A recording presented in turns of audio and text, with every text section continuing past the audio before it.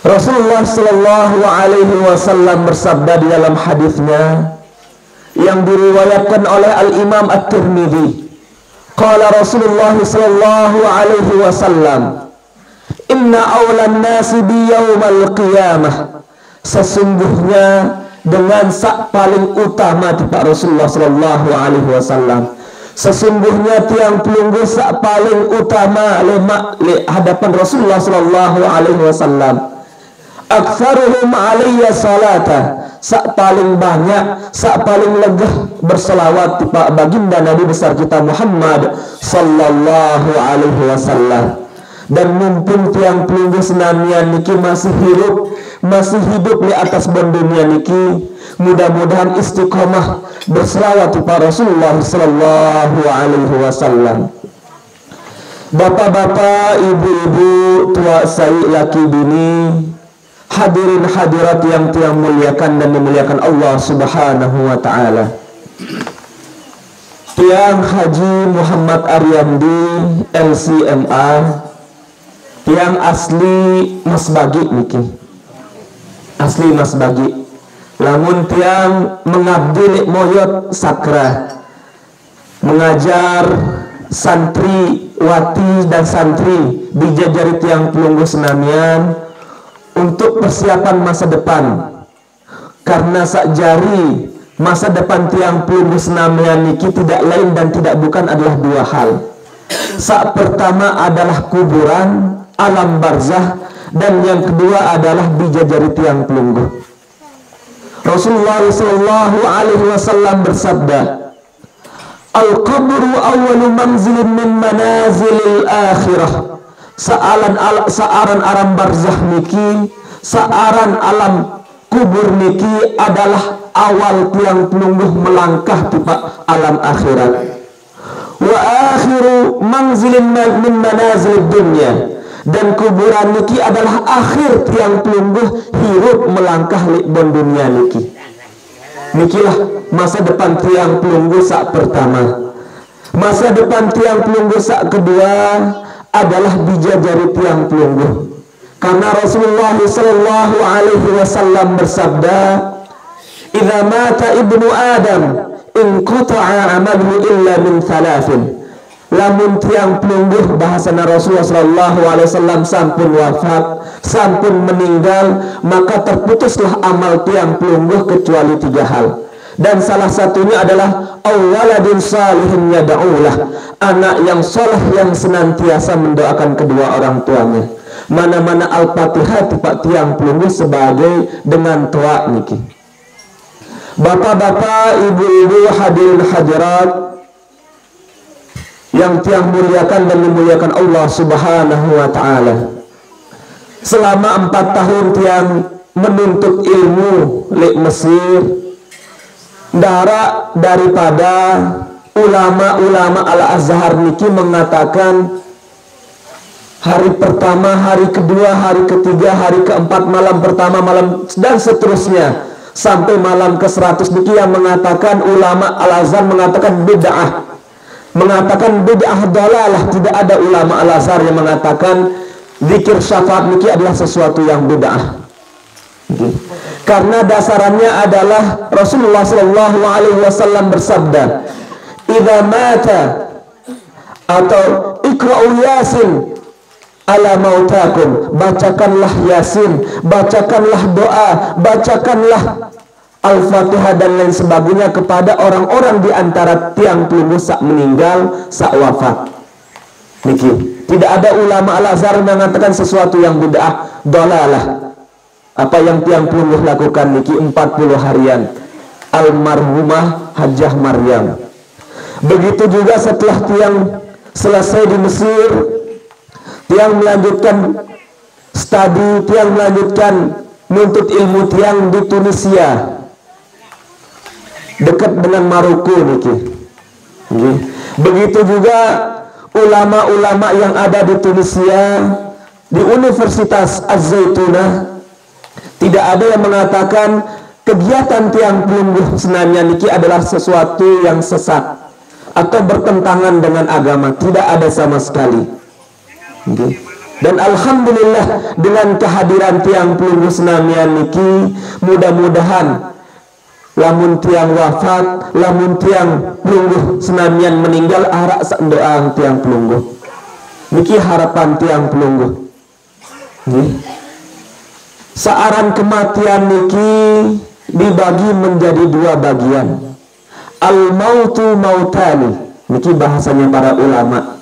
Al-mautu mautani. Kematian niki arak dua macamna, kematian niki arak dua bentukna.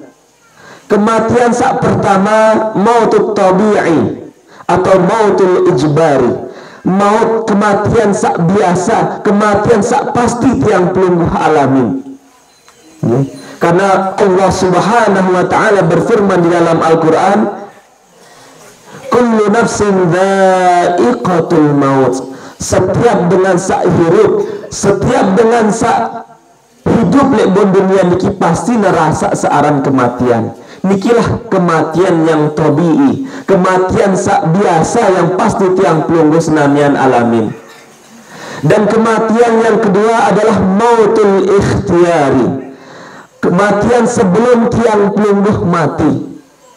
Terbelajah mati, sendikman tiang pelungguh mati. Lamun bahasana, Tuan Guru si bawah juga menyampaikan silak terbelajah mati sendikman tiang pelungguh mati. Jadi tetap terbelajah mati. Karena Sayyidina Umar bin Khattab radhiyallahu anhu menyampaikan tiang pelungguh, mutu qabla an tamutu. Meninggallah kalian sebelum kalian meninggal. Wa hasibu anfusakum qabla an tuhasabu. Dan selalu merintrospeksikanlah diri. Selalu teiling-iling hidup tiang pelungguh niki hanya sementara lebon dunia. Sehingga tiang pelungguh pun dianjurkan untuk mengucapkan kalimat istirja. Inna lillahi wa inna ilaihi raji'un. Inna lillahi wa inna ilaihi raji'un. Inna lillahi wa inna ilaihi raji'un. Kalimat istirja niki adalah kalimat pengiling tiba tiang pelungguh. Tiang pelungguh niki leman Allah Subhanahu wa taala dan pasti akan berakhir tiba Allah Subhanahu wa taala. Tiang pelungguh niki bermula dari Allah Subhanahu wa taala dan pasti akan berakhir tiba Allah Subhanahu wa taala. Inna lillahi wa inna ilaihi raji'un. Inilah kalimat pengiling, kalimat pengingat tiba tiang pelungguh senamian. Dan kematian saat sebelum tiang pelungguh mati niki dibagi menjadi 4 bagian. Nah, sejari sendikman tiang pelungguh mati, sendikman tiang pelungguh wafat, arah pembagiannya yang 4 hal. Pembagian saat pertama disebut dengan mautul abyad, kematian saat putih. Dari sendikman tiang pelungguh wafat harus narak kematian sak putih tipak tiang pelungguh. Nabi maksud dari kematian sak putih niki mukhalafatus syahawatil badaniyah. Bagaimana tiang pelungguh senamian melawan daripada hawa nafsu badan tiang pelungguh. Syahwat zahir tiang pelungguh. Nikilah kematian sak pertama atau disebut dengan mautul abyad. Kemudian yang kedua adalah mautul ahmar, kematian sak bea, kematian sak abang niki bahasa mas bagitnya. Kematian sak bea niki adalah mukhalafatus syahawat al-batiniyah. Bagaimana tiang pelungguh melawan hawa nafsu batin tiang pelungguh. Karena Rasulullah SAW menekankan kepada para sahabat setelah kembali daripada perang Badar, raja'na min jihadis sugra ila jihadil kubra. Kita sudah selesai daripada peperangan, kita sudah selesai dari jihad yang kecil menuju jihad yang besar. Dan yang dimaksud dengan jihad yang besar niki adalah melawan hawa nafsu tiang pelungguh. Hawa nafsu batin tiang pelungguh, ndak lain secara zahir tiang pelungguh saja, tapi juga secara batin. Nikilah kematian yang disebut dengan mautul ahmar. Kemudian sak ketelu niki adalah mautul akhdar, kematian sak hijau. Maksud daripada kematian sak hijau niki adalah tarhur riqai ba'duha ala ba'din. Bagaimana tiang pelungguh menghilangkan kejelekan, bagaimana tiang pelungguh menghilangkan kotoran-kotoran. Karena masih tiang pelungguh dekat kepada Allah Subhanahu wa taala, lalu hubungan secara manusia mohon maaf kurang baik. Hubungan secara hablum minan nas kurang baik. Niki khusyuk dalam membaca Al-Quran, khusyuk dalam melaksanakan ibadah solat dan lain sebagainya. Tapi ampura agung sinampura, kadang selesai solat ada ucapan yang kotor, ada perasaan yang dengki, iri dan lain sebagainya, tipe saudara dijajari dan lain sebagainya. Nah niki kematian yang akhdar, kematian yang hijau. Dan yang keempat adalah mautul aswad, kematian yang hitam. Maksud daripada kematian yang hitam niki, bagaimana tiang pelungguh senamian berhubungan sesama manusia dengan hubungan yang baik. Hablum minallah wa hablum minan nas. Hubungan salah tipa Allah Subhanahu wa taala, hubungan pun salah tipa sesama manusia. Wa'tasimu bihablillahi jami'an wa la tafarraqu. Nikilah daripada makna kematian sebelum tiang mati. Mutu qabla an tamutu, matilah kalian sebelum kalian dimatikan oleh Allah Subhanahu wa taala. Bapak-bapak, ibu-ibu, tua saya laki bini yang tiang muliakan dan memuliakan Allah Subhanahu wa taala. Malam pertama, malam kedua, malam ketelu dan malam sampai malam ke-40 niki dan malam ke-100 niki ada makna dan maksudnya. Tidak hanya tiang pelungguh mendoakan almarhum dan almarhumah saja, tapi juga agar pengingat pengiling tiba tiang pelungguh senamian. Misalnya malam pertama niki agar tiang pelungguh senamian iling tiba sak sopuk, agar tiang pelungguh senamian iling tiba sak sekik, yaitu Allah Subhanahu wa taala. Karena tidak ada lain dan tidak ada bukan hidup tiang semata-mata karena untuk mengingat Allah Subhanahu wa taala. Ala bi dzikrillah tatma'innul qulub. Makanya ada malam pertama, ndik nak hanya pas merari malam pertama. Begitu juga dalam kematian ala malam pertama, malam kedua dan seterusnya. Niki maksud daripada malam pertama agar tiang pelungguh iling tipak sumber tiang pelungguh yaitu Allah Subhanahu wa taala. Inilah malam pertama, maksud daripada malam pertama, hikmah daripada malam pertama. Kemudian makna daripada malam kedua niki agar tiang pelungguh senamian iling-iling tipak Nur Muhammad sallallahu alaihi wasallam. Tiang pelungguh niki hirup hidup di atas dunia niki karena Nur Muhammad sallallahu alaihi wasallam. Sebelum Allah subhanahu wa ta'ala menciptakan segala sesuatu, sebelum Allah subhanahu wa ta'ala menciptakan alam semesta dan seisinya, sebelum Allah subhanahu wa ta'ala menciptakan para malaikat dan seterusnya, Allah subhanahu wa ta'ala menciptakan Nur Muhammad sallallahu alaihi wasallam. Allah subhanahu wa ta'ala berfirman di dalam hadis qudsi, khalaqtuka min nuri, aku ciptakan engkau dari cahayaku, wa khalaqtul asya'a min nurika, dan aku ciptakan segala sesuatu ini dari nurmu yaitu Nur Muhammad sallallahu alaihi wasallam. Dan dalam hadis qudsi yang lain Allah subhanahu wa ta'ala menekankan laulaka ma khalaqtul aflaka, kalau bukan karena engkau wahai Nur Muhammad, kalau bukan karena engkau wahai Nur Muhammad, ma khalaqtul aflaka, maka aku pun tidak akan menciptakan alam semesta niki. Nikilah makna daripada malam kedua, agar tiang pelungguh iling tipa bapak atau tipa mami ruh tiang pelungguh senamian. Mami ruh tiang pelungguh senamian adalah Nur Muhammad sallallahu alaihi wasallam. Syekh Abdul Qadir Al-Jailani menekankan di dalam kitabnya Sirul Asrar bahwasanya bapak daripada ruh tiang pelungguh senamian niki adalah Nur Muhammad sallallahu alaihi wasallam. Niki makna daripada malam kedua.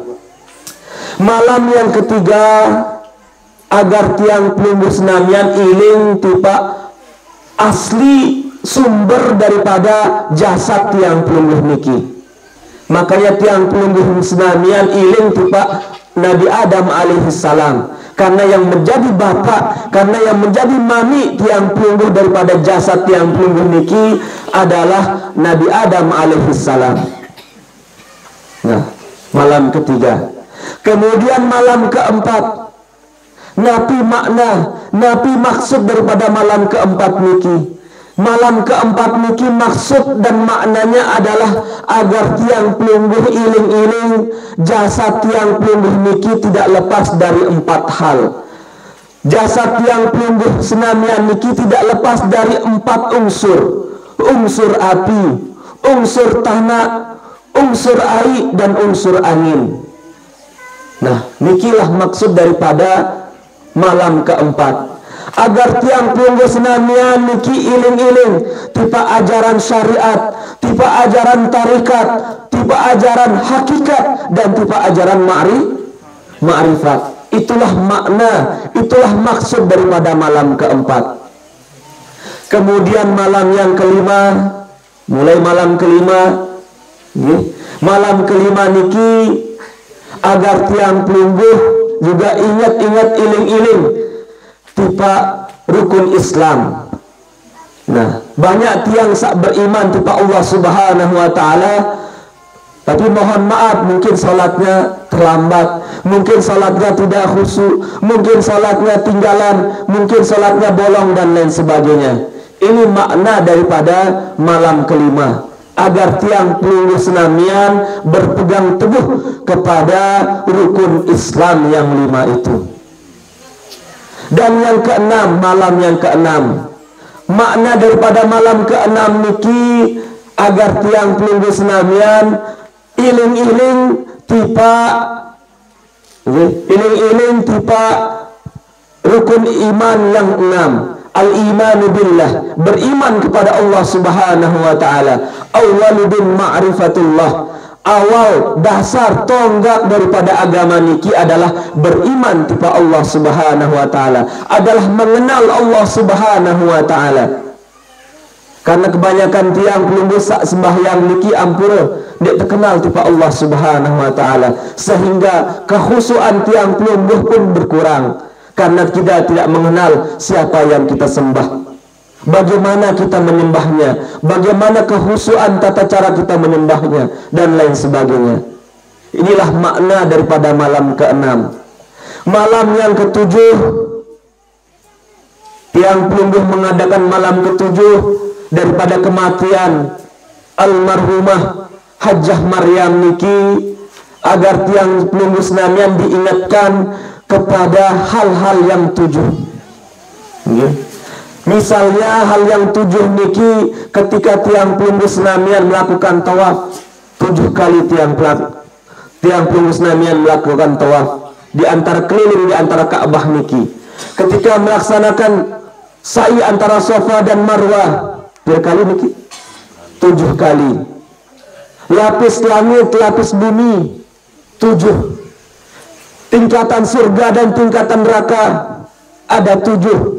Ketika tiang pelungguh senamian pun bersujud, anggota tubuh tiang, anggota awak tiang pelungguh senamian pun harus sujud yang 7. 1, 2, 3, 4, 5, 6, 7. Itulah maksud daripada malam ke-7. Malam ke-8, makna daripada malam ke-8 niki agar tiang pelungguh senamian iling-iling bahwasanya angka 8 niki adalah angka yang luar biasa. Makna daripada angka 8 niki, angka sak baluk niki, agar seimbang kehidupan tiang di dunia maupun kehidupan tiang pelungguh di akhirat. Ndak lawan tiang pelungguh fokus di kehidupan dunia, lupa kehidupan akhirat. Fokus kehidupan akhirat, lupa tiang pelungguh tiba kehidupan dunia. Jadi tidak seimbang. Padahal doa tiang pelungguh senamian niki, Rabbana atina fid dunya hasanah wa fil akhirati hasanah wa qina adzabannar.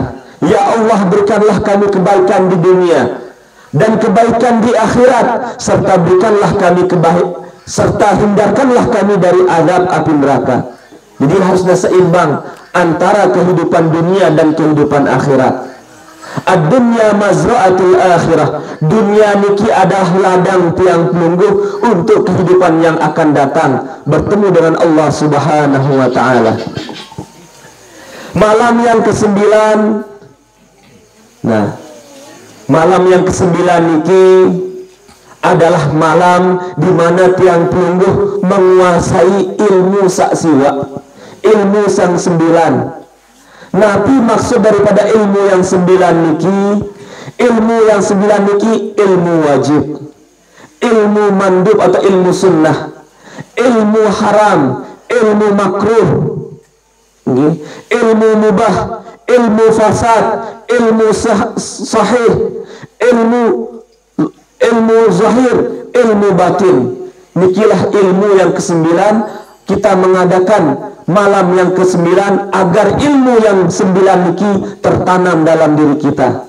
Harus tenang bisa halal, bisa haram. Harus kita perlu mengetahui mana yang hak, mana yang batil. Kita harus mengetahui mana yang wajib, mana yang sunnah, mana yang hak, mana yang haram, mana yang makruh, mana yang mubah, dan lain sebagainya.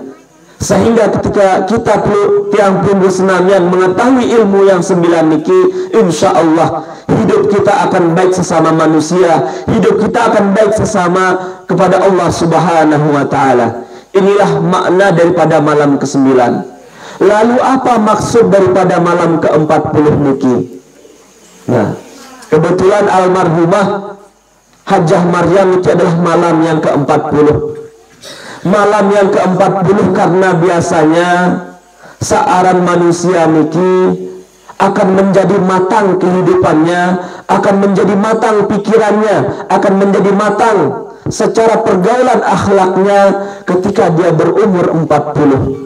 Karena Rasulullah SAW diangkat menjadi nabi, diangkat menjadi rasul ketika umur 40 tahun. Mun tiang pelunggu senamian sampun umur 40 tahun niki iling-iling tipe Allah Subhanahu wa taala. Kebiasaan buruk mulai kita tinggalkan, kebiasaan jelek tiang pelunggu mulai kita tinggalkan. Lebih baik tiang pelunggu mulai bertobat mulai dari awal, kemudian meninggal pun dalam keadaan husnul khatimah. Nikilah maksud daripada malam ke-40. Ada malam ke-100 niki. Ya. Biasanya di Lombok Timur ada malam ke-100, malam 100. Nah, Allahu alam kalau di sini Ampura. Ya. Karena malam ke-100 niki juga mengingatkan kepada tiang pelungguh al-asmaul husna, nama-nama Allah Subhanahu wa taala yang mulia. Ar-Rahmanur Rahim, Al-Malikul Quddus, Salamul Mu'minun, Muhaiminul Azizul Jabbar sampai As-Sabur. Ini ada 99 nama Allah Subhanahu wa taala. Dan yang paling inti daripada nama yang 99 niki adalah Allah Subhanahu wa taala, yaitu zat yang bernama Allah Subhanahu wa taala. Maka yang menjadi penyempurna Ar-Rahman Ar-Rahim sampai As-Sabur niki adalah namanya yang zat yang tunggal, yang afdal, yang paling mulia adalah zat Allah Subhanahu wa taala.